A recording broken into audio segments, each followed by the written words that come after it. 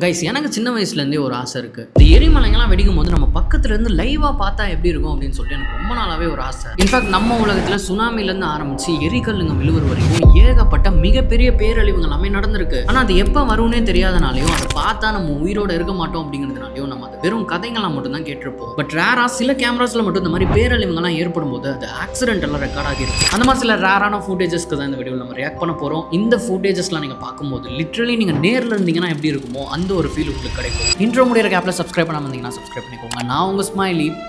Welcome to violet smiley.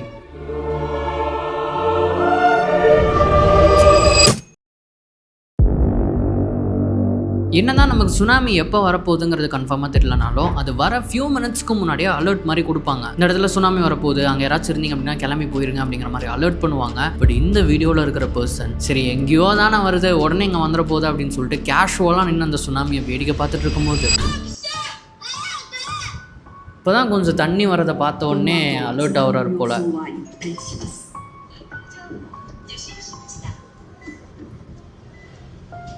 வெறும் few செகண்ட்ஸில் எங்கள் தண்ணி நிறைய வர ஆரம்பிச்சிருச்சு. காரில் ஏறி தப்பிக்கலான்னு சொல்லிட்டு யோசிக்கிறாரோ.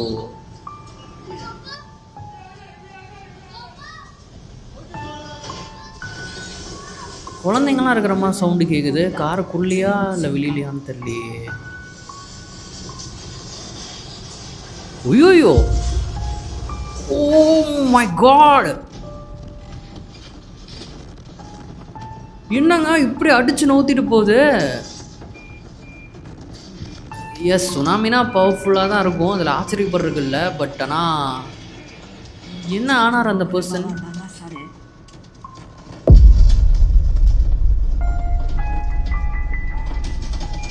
மேபி ஒரு காரை எடுத்திருந்தா கூட தப்பிச்சிருக்க முடியாது. சுனாமிங்கிறது நார்மலான கடல் அலைங்க மாதிரி ஸ்டெப் பை ஸ்டெப்பாலாம் வராது. ஒரே வாட்டி அது தண்ணியை உள்ளே இழுத்துருச்சுன்னா ஒரே அலையில் அது மொத்த சிட்டியுமே அப்படியே தொடச்சு எடுத்துகிட்டு போயிடும், எல்லா பில்டிங்ஸுமே அடிச்சு நொறுக்கிறோம் அப்படிங்கிற மாதிரி தான் சொல்கிறாங்க. பட் இங்கே வந்து அந்த ஸ்பீடை பார்க்கும்போதே நமக்கு தெரியுது, நம்ம நினச்சா கூட உள்ளுக்குள்ளெல்லாம் இருந்தோம்னா அந்த சுனாமியிலேருந்து தப்பிக்க முடியாது போல். நீங்கள் நிறைய டிசாஸ்டர்ஸ் பற்றி கேள்விப்பட்டிருப்பீங்க. பட் இப்போ நான் உங்களுக்கு ஒரு வீடியோ ஒன்று ப்ளே பண்ணி காமிக்கிறேன். ஆக்சுவலாக அங்கே என்ன நடந்திருக்கும், எதனால் அப்படி நடந்திருக்கும்னு சொல்லிட்டு நீங்கள் கெஸ் பண்ணி பாருங்கள். ஓகே, அங்கே நிறைய பில்டிங்ஸ்லாம் இருக்கிறத நீங்கள் பார்க்க முடியும். அது 1971 அப்போ நடந்த ஒரு விஷயம். வாவ், ஓ மை காட், நீங்கள் பார்க்கும்போதே உங்களுக்கு ஒரு சிஜிஐ மாதிரி ஃபீல் ஆகுது இல்லை? But it's not CGI. நீங்கள் அதை பார்த்துட்டே இருங்களேன். இப்போ இதில் இருக்க இந்த பில்டிங்ஸ் ரோடே வந்து மேலே போயிட்டு வந்த ஒரு விஷயத்தை நீங்கள் பார்த்தீங்க இல்லையா? இப்போ அதே மாதிரி இந்த கவ் இருக்கிற பிளேஸில் பின்னாடி வந்து ஒரு பிளாஸ்ட் ஆன மாதிரி, லைக் அது பிளாஸ்டால்னா லைட்டான எனக்கு ஷோராக தெரில. பட் அது ஆனதுக்கப்புறமா லிட்ரலாக இந்த மாடே 0 கிராவிட்டியில் போகுது, அந்த இடமே வந்து தூக்கி அடிக்குது. இது நிஜமாலுமே நடந்த ஒரு இன்சிடென்ட் தான். ஜஸ்ட் எதுவும் ஸ்டேஜ் பண்ண இல்லை சிஜிஐ பண்ண ஒரு வீடியோலாம் கிடையாது. ஆக்சுவலாக அது ஸ்லோ மோஷனில் அவைலபிளாக இருந்த ஒரு வீடியோ தான். இதில் ஆடியோவுமே எதுவுமே கிடைக்கல. சரி, என்ன தான் அங்கே நடந்துச்சு? எர்த்துக்கு வைக்காக இருந்தால் கூட எல்லாம் அதிர தானே செய்யும். இது என்ன பில்டிங்ஸே மேலே பறக்குதுன்னு சொல்லி யோசிச்சிங்கன்னா 1971 அப்போ அலாஸ்காவில் இருக்கிற ஆன்சிகா அப்படிங்கிற ஒரு ஐலாண்டில் 5 மெகாடன் நியூக்ளியர் டிவைஸ் ஒன்று தரைக்கடியில் புதைச்சி வச்சிருக்காங்க. இந்த நியூக்ளியர் டிவைஸ் வெடிக்கும் போது அந்த இடம் என்ன ஆகுதுன்னு சொல்லி பார்க்கறதுக்காகவே வேணும்னே அந்த இடத்துல அந்த மாதிரி பண்ணியிருக்காங்க. அப்படி அந்த பாம்பு வெடிக்கும் போது லிட்ரலாக அங்கே ஏற்பட்ட அந்த ஷாக் வேவ்ஸ் அண்ட் ப்ரெஷர்னால கிராவிட்டியோட வேகமாக தரையை மேலே தூக்கி போடப்பட்டிருக்குது. ஸோ அதனால ஃபியூ செகண்ட்ஸ்க்கு அந்த இடத்துல 0 கிராவிட்டி மெயின்டைன் ஆனதை நீங்கள் பார்க்க முடியும். அந்த அளவுக்கு ஃபோர்ஸாக எல்லாமே மேலே தூக்கி போடப்பட்டிருக்கு. ஆனால் இதில் யாருமே காயப்பட கிடையாது அப்படின்னு தான் சொல்கிறாங்க. ஏன்னா அது ஒரு டெஸ்ட் சைட்டாக இருக்கிறதுனால அங்கே ஹியூமன்ஸ் யாருமே இல்லைன்னு சொல்கிறாங்க. பட் அந்த மாடு நண்பர் தான் பாவம் மாட்டிக்கிட்டார் போல. கிளார்க்ஸ்வில் டென்னசி அப்படிங்கிற இந்த ஒரு பிளேஸ் நிறைய ஹைவேஸ் எல்லாம் ஜாயிண்ட் ஆகிற மாதிரி ஒரு மெயினான பிளேஸாக இருந்திருக்கு. December 9, 2023 அப்போ ஒரு மிகப்பெரிய டோர்னாடோ, ஒரு சூறாவளி வந்து உருவாகி இருக்குது. அது நிறைய ரூரலான ஏரியாஸ் எல்லாமே அப்படியே டேமேஜ் பண்ணிட்டே வந்திருக்கு. அந்த ஒரு டோர்னாடோ ஹைவேஸை நோக்கி தான் வந்துட்டு இருந்திருக்குது. பட் 25 வயசான கேமரான் அப்படிங்கிற இந்த ஒரு டிரைவருக்கு அவரு பாட்டு கேஷுவலாக டிரைவ் பண்ணிட்டு இருந்திருக்காரு. இந்த ஒரு ஃபுட்டேஜ் ஆக்சுவலாக ஆடியோ எதுவுமே இல்லாமல் தான் இருக்குது. ஆடியோ இருந்தால் கூட நம்ம யூடியூப்பில் போட முடியாதுன்னு தான் நினைக்கிறேன். பட் இப்போ நடக்க போகிற விஷயங்கள்லாம் பார்க்கும்போது அது எந்த அளவுக்கு இன்டென்ஸாக இருக்க போகுதுன்னு சொல்லி உங்களுக்கு தெரியும். இப்போ ஒரு நார்மலாக ட்ரைவ் பண்ணிட்டு இருக்கும்போது ஒரு மழை வர மாதிரி லைக் ஒரு நார்மலான திங் மாதிரி தானே இருக்குது. பட் இந்த டிரான்ஸ்ஃபார்மர் இப்போ வெடிச்சதுக்கப்புறமா கொஞ்சம் கொஞ்சமாக அந்த ஒரு ஜோனுக்குள்ளே அவர் போயிட்டுருக்காரு. லைக் ஒரு டோர்னாடோ வருது அப்படிங்கிறது வந்து அவருக்கு ஃபீல் ஆகுது. பட் நான் இது ஆல்ரெடி லேட், இதுக்கு மேலே அவர் நினச்சா கூட திரும்பியும் போக முடியாது. ஓ மை காட், இன்னொரு பாக்ஸும் வெடிச்சிருச்சு போல முன்னாடி. திரும்பலாங்கிற மாதிரி டேர்ன் எடுத்திருக்காரு. ஐயோ! என்னங்க அது? இந்த ஹாலிவுட் மூவிலாம் பார்க்குற கிராஃபிக்ஸோடவே பயங்கரமாக இருக்கே. கண்ணா பின்னான்னு வந்து இடிக்குது. அவரோட கிளாஸ்லாமே கூட உடஞ்சிருச்சு பார்த்தா தெரியுது.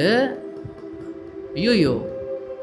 லிட்ரலி இவரோட சிச்சுவேஷன்லாம் இருந்தால் நம்ம இறங்கியும் ஓட முடியாது, ஓட்டுறக்கும் தைரியம் வராது. பட் ஆனால் இவரோட லக்கு முன்னாடி எதுவுமே பெருசாக வண்டி இல்லை போல். ஸோ அதனால் இவர் பாட்டுக்கு கண்ணை மூட்டை அப்படியே ட்ரைவ் பண்ணிருக்க மாதிரி தான் போகிறாரு. லக்கிலி ஒரு ஃபியூ ஹவர்ஸ்லேயே பெருசாக எதுவும் டேமேஜ் இல்லாமல் அந்த டோர்னடோலேருந்து அவர் வெளியே வந்துட்டார். ஏதோ ஒரு டவுனுக்குள்ளே அவர் என்ட்ரு ஆகிற மாதிரி தெரியுது. பட் அஃப்கோர்ஸ் அவருக்கு தான் டேமேஜ் இல்லை, ஒரு கார் பயங்கரமான டேமேஜ் போல். இந்த டோர்னடோனால அங்கே ஓடுற வண்டிங்க, வீடுங்க, அங்கே இருக்க பிளேசஸ் எல்லாமே பாதிக்கப்பட்டுச்சு. இல்லை மில்லியன்ஸ் ஆஃப் டாலர்ஸ் அதனால் லாஸ் ஆகியிருக்கு. 2026 ஜான்வரி 24 அப்போ ஒரு குரூப் ஆஃப் பீப்புள் மலையில் ஹைக்கிங் போகணும்னு சொல்லிட்டு அவங்க போயிட்டு இருக்காங்க. அப்போ அவங்களுக்கு தூரமாக இருந்து அந்த மலைக்கு மேலே ஒரு ஏரோப்ளைனே கடந்து போகிற மாதிரி பயங்கரமான சவுண்ட் அவங்களுக்கு கேட்டிருக்கு. என்னடா அது சவுண்டு மட்டும் கேட்குது, பட் ஆனால் பிளேன்ஸ் எதுவுமே காணுமேன்னு சொல்லி யோசிச்சுட்டு இருக்கும்போது அப்புறம் தான் உங்களுக்கு புரிய வருது அவங்க கேட்குற சவுண்டே வேற ஒரு விஷயத்தோடது. அந்த கேங்கோட லீடாக இருந்தவர் எல்லாருமே சேஃபான பிளேஸுக்கு போங்கன்னு சொல்லிட்டு 1 by 1 அவர் கூட்டிகிட்டு போயிட்டு இருக்கும்போதே ஒரு பர்சன் மட்டும் ஏற முடியல போல. ஸ்லைடு பக்கத்தில் வர ஆரம்பிச்சிருச்சு. அதெல்லாம் பயந்துட்டு எல்லாம் உயிர் பயத்தில் அப்படியே ஓடுறாங்க. யோப்பா என்னங்க அது? ஏதோ ரிவர் ஓடுற மாதிரி, தண்ணி ஓடுற மாதிரி இவ்வளோ ஃபாஸ்ட்டாக போகுது. நிஜமாக அங்கே மண்ணு தான் கொட்டிகிட்டு இருக்கா? இவ்வளோ ஸ்பீடாக போகுது பாருங்களேன். யாராச்சும் தெரியாமல் அங்கே நின்னாங்கன்னா கூட அவ்வளோதான் போல்.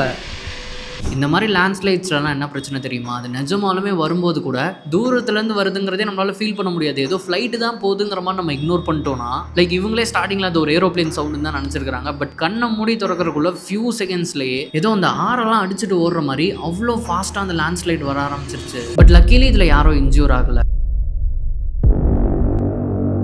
இந்த விஷயம் மட்டும் கேமராவில் ரெக்கார்ட் ஆகலன்னா இது நடந்துச்சுங்கிறத யாருமே நம்பியிருக்க மாட்டாங்க. சைனாவில் பிஜிஏ அப்படிங்கிற ஒரு சிட்டியில் அது ஏதாச்சும் ஒரு மவுண்டன் ஏரியாவா இல்லை என்னங்கிறது எனக்கு ஷூராக தெரியல. ஒரு ஐஸ் ரோடு மாதிரி லாங்காக போகிறத நம்ம பார்க்க முடியுது. அந்த சிட்டியில் இருக்கிற எல்லாருமே ஷாக் ஆகிற மாதிரி ஒரு இன்சிடென்ட் நடந்திருக்கு. இப்போது முன்னாடி வந்து டிராஃபிக்காக இருக்கும் போல், அதனால ஓ மை காட், ஒரே டைமில் 2 காருமே வந்து காட்டுச்சு பார்த்தீங்களா? ஏன் பைன்ட்டு ஓடுறான்?